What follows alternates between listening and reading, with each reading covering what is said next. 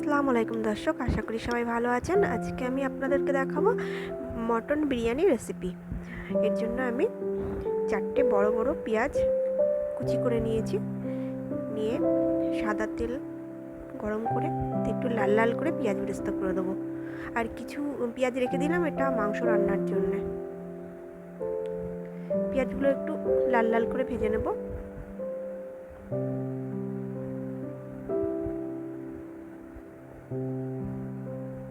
ভিডিওটি স্কিপ না করে পুরোটাই দেখবেন।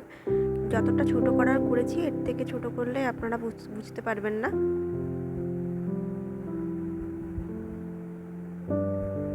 কেননা বিরিয়ানি রান্না করতে একটু সময় বেশি লাগে। দেখুন লাল লাল করে ভাজা হয়ে গেছে আমার পেঁয়াজ বেরেস্তা। এবার আমি তুলে নেব।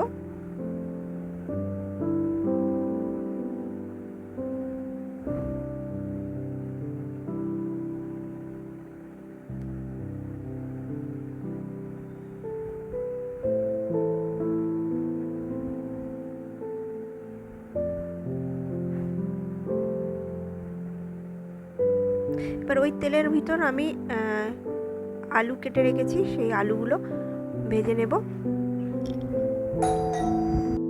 বিরিয়ানির আলুগুলো আমি একটু বড় বড়ই রেখেছি, একটা আলু দুটো ভাগ করে নিয়েছি।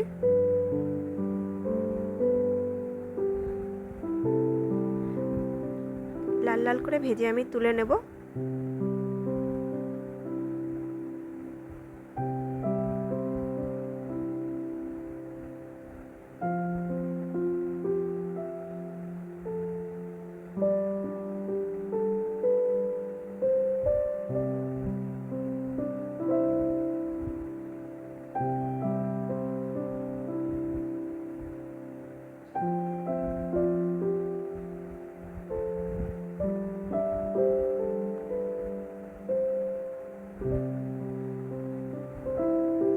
এবার আমি বাসমতি রাইস নিয়ে নিয়েছি। ওই বাসমতি রাইসটা ভালো করে জল দিয়ে ধুয়ে নেব। ধুয়ে এটা 1 থেকে 1.5 ঘন্টা ভিজিয়ে রাখবো জলে।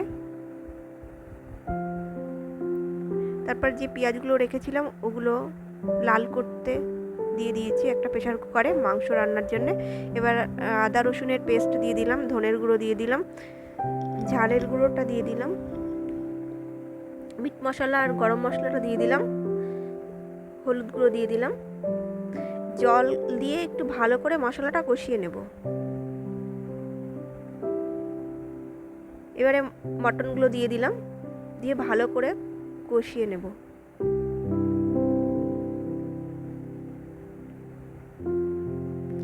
লবণ দিয়ে দিলাম।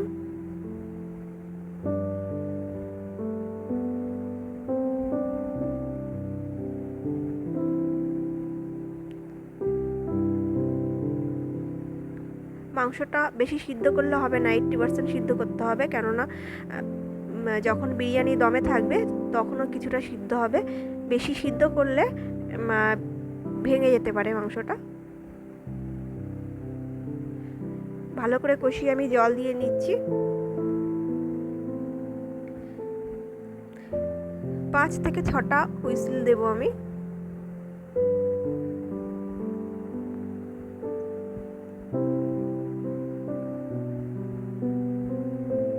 এবারে ভাতের জন্য আমি গরম জল বসিয়ে দিয়েছি। 6 থেকে 7 চামচ লবণ দিয়ে দেবো আমি। লবণ আপনারা একটু বেশি দিলে অসুবিধা নেই, কম দিলেই বরং অসুবিধা। চাল যতটা লবণ অ্যাবজর্ব করাব ততটাই অবজার্ভ করে নেবে, বাদ বাকিগুলো তো চলে যাবে। আমি এবারে খাড়া মশলাগুলো দিয়ে দিলাম, এলাচি, লবঙ্গ, দারচিনি। মাংসটা আমার হয়ে গেছে। মাংসটা একটা বাটিতে তুলে নিয়েছি, নিয়ে ওই ঝোলের ভিতরেই আলুগুলো আমি সিদ্ধ করতে দিয়ে দেবো। দিয়ে 2টো হুইসেল দেবো, তাতেই আমার লবণ দিয়ে দিলাম, আলুগুলো নরম হয়ে যাবে। আলুটাও এমন 80% সিদ্ধ করতে হবে, বেশি সিদ্ধ করলে ভেঙে যাবে যখন দমে দেব। পেঁয়াজগুলো আমি এবার একটু ভেঙে নিচ্ছি, বেরেস্তার পেঁয়াজগুলো।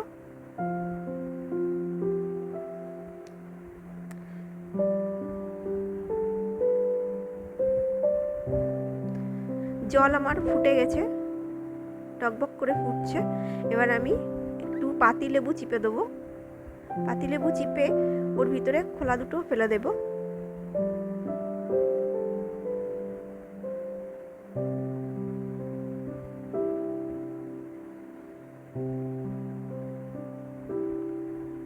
একটু সাদা তেল দিয়ে দেবো। এটা দিলে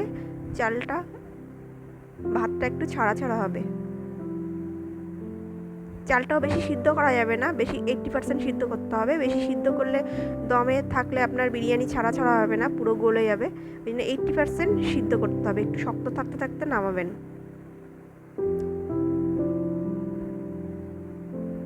এটা খুব খেয়াল করে রান্না করতে হয় ভাতটা, একটু বেখেয়াল হলেই কিন্তু নরম হয়ে যাবে। আলুগুলো তুলে নিয়েছি, সিদ্ধ হয়ে গেছে। এবার আমি মাংসে টক দই মিক্সড করব।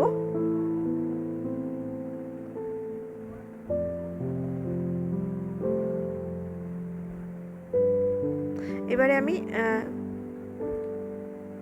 দেখিয়ে দিলাম যে কি কি দিতে হবে মশলাগুলো।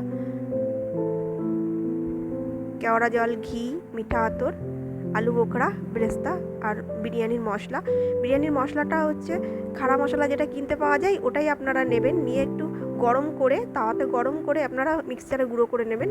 কারণ বিরিয়ানির যে কৌটোতে যে মশলাগুলো পাওয়া যায় ওগুলো ভালো হয় না, খাড়া মশলাগুলো ভালো হয়। এবার আমি হাঁড়ি নিয়ে নেবো, যে হাঁড়িতে বানাবো সেই হাঁড়িতে আমি মাংসগুলো দিয়ে দিলাম। এবার আলুতে ভালো করে টক দই মাখিয়ে নেব।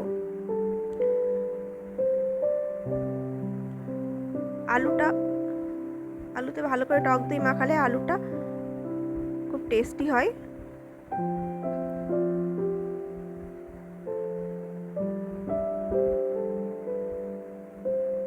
আলু বোখরাটা এবার আমি ভালো করে হাত দিয়ে চটকে মাংসের সাথে মিক্সড করে নেব। তারপর বেরেস্তাগুলো দিয়ে দেব, ভালো করে মিক্সড করব। বেরেস্তার একটা ফ্লেভার হয় খুব সুন্দর।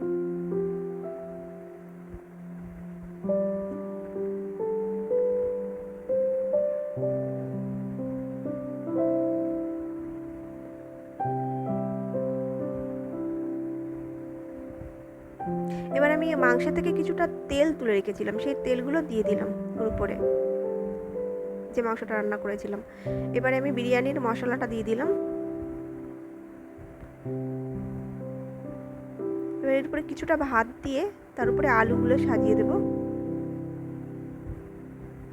আমি কিন্তু বিরিয়ানিতে কোনো ফুড কালার ইউজ করছি না, কেননা ফুড কালারগুলো বলে অথেন্টিক, কিন্তু অথেন্টিক থাকে না, ওগুলো বাজে কেমিক্যাল মিক্স থাকে, ওগুলো না খাওয়াই ভালো।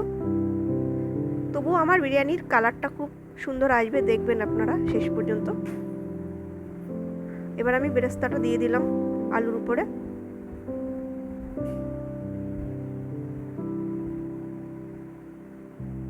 এবার আমি ভাতগুলো দিয়ে দেবো, সব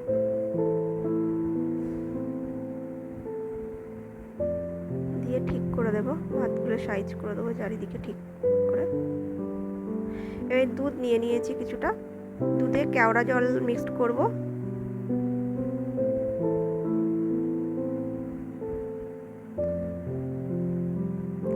মিঠা আতর মিক্সড করব। মিঠা আতর আমি 5-6 ফোঁটা দেবো। মিঠা আতর বেশি দেবেন না, বেশি দিলে তিতো হয়ে যায়। আপনার মানে চালের পরিমাণ যেমন থাকবে সেই হিসেবে দিতে হবে। মানে 500 একটু বেশি চাল আছে, 5-6 ফোঁটা দিয়ে দিয়েছি।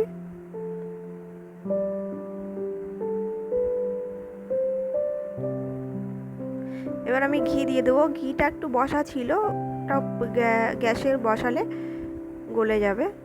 ঘিটা গরমে চারিদিকে লাগিয়ে দিচ্ছি।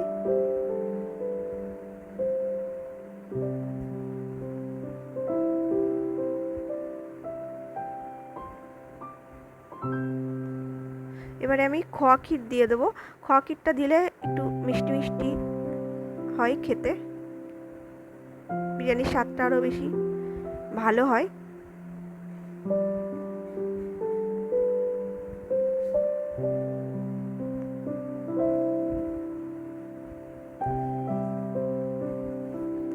এবার ঢাকনা চাপা দিয়ে আমি গ্যাসে বসিয়ে দিয়েছি। এটা 40 মিনিট মতো হবে।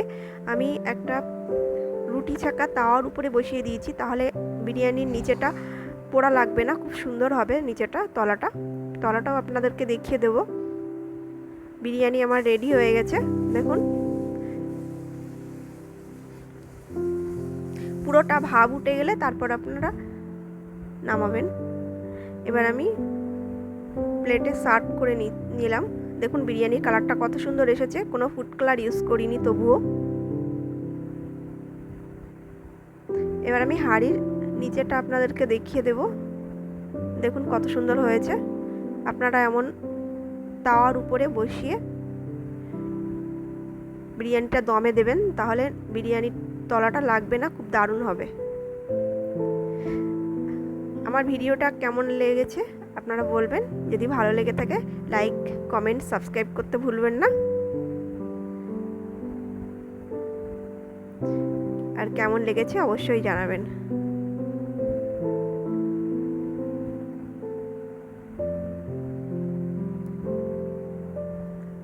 থ্যাংক ইউ সবাইকে আমার ভিডিওটা দেখার জন্য।